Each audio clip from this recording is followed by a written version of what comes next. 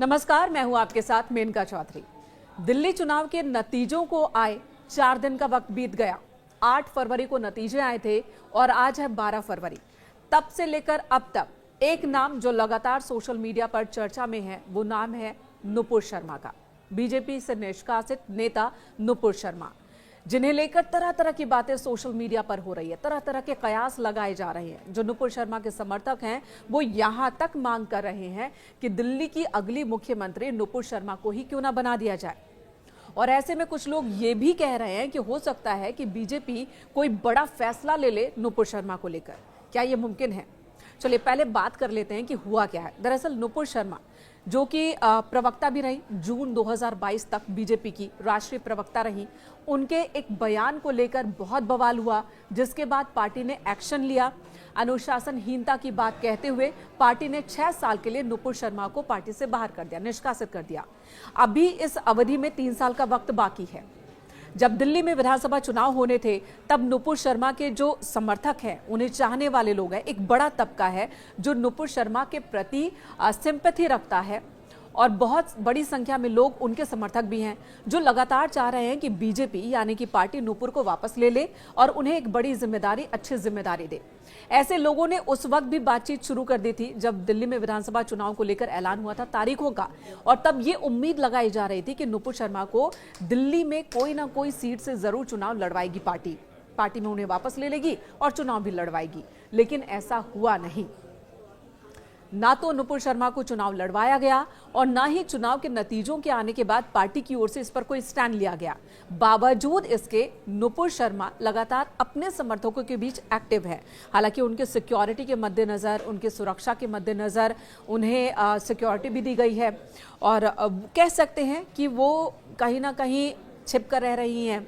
बहुत ज़्यादा पब्लिक का जो प्रोग्राम्स होते हैं उसमें वो शामिल नहीं हो रही हैं। सिक्योरिटी के मद्देनज़र ये तमाम इंतज़ाम किए गए हैं।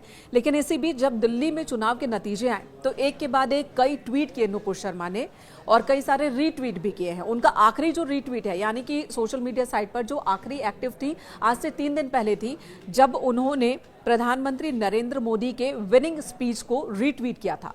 प्रधानमंत्री मोदी ने दिल्ली हेडक्वार्टर में जो स्पीच दी थी उसे उन्होंने अपने सोशल मीडिया प्लेटफॉर्म पे डाला था, जिसे नुपुर शर्मा ने रीट्वीट किया था। ये मामला 3 दिन पहले का है। उससे पहले नुपुर शर्मा ने पीएम के ही एक और ट्वीट को रीट्वीट किया था।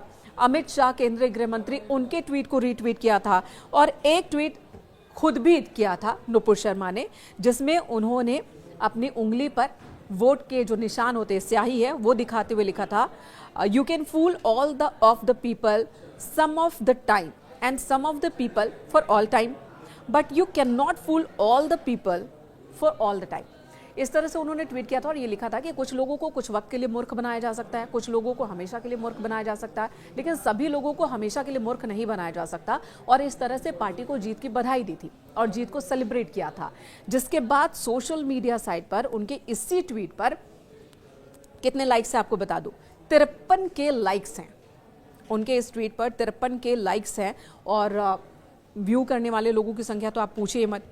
और इस पर कमेंट्स कैसे कैसे हैं। जो नुपुर के समर्थक हैं वो कमेंट ऐसा करते हैं कि मैं नुपुर शर्मा को सीएम के तौर पर देखना चाहता हूं, दिल्ली के सीएम के तौर पर, और बीजेपी से ये रिक्वेस्ट करता हूं कि उन्हें वापस लिया जाए और उन्हें सीएम बनाया जाए। इसी तरह का एक और कमेंट है जो मैं पढ़कर सुना देती हूं, would have love to see you as CM of Delhi ma'am. तो इस तरह से बहुत सारे कमेंट्स हैं और यही वजह है कि एक चर्चा चल पड़ी है एक धड़े के बीच में कि क्या नुपुर को पार्टी में वापस लिया जा सकता है, क्या नुपुर शर्मा को कोई बड़ी जिम्मेदारी दी जा सकती है, क्योंकि नुपुर शर्मा के चाहने वाले बहुत हैं। पार्टी के अंदर भी, पार्टी के बाहर भी उनके समर्थकों की एक बड़ी संख्या में है। सिंपैथी भी नुपुर शर्मा के साथ है और जो विचारधारा नुपुर शर्मा रिप्रेजेंट करती हैं, जो विचारधारा वो रखती आई हैं, वो भी बहुसंख्यकों के फेवर वाला है। तो क्या इन अटकलों के बीच, इन दबावों के बीच पार्टी वापस ले सकती है? हालांकि अभी तक ऐसा हुआ नहीं। बीजेपी अनुशासन को लेकर जाने वाली पार्टी है। बीजेपी में एक बार अगर कोई एक्शन ले लिया गया तो पार्टी अपने एक्शन से पलटती नहीं है। तो ऐसा फिलहाल होता तो नहीं दिख रहा है, लेकिन हाँ, समर्थकों के बीच इस तरह के कयास जरूर लगाए जा रहे हैं।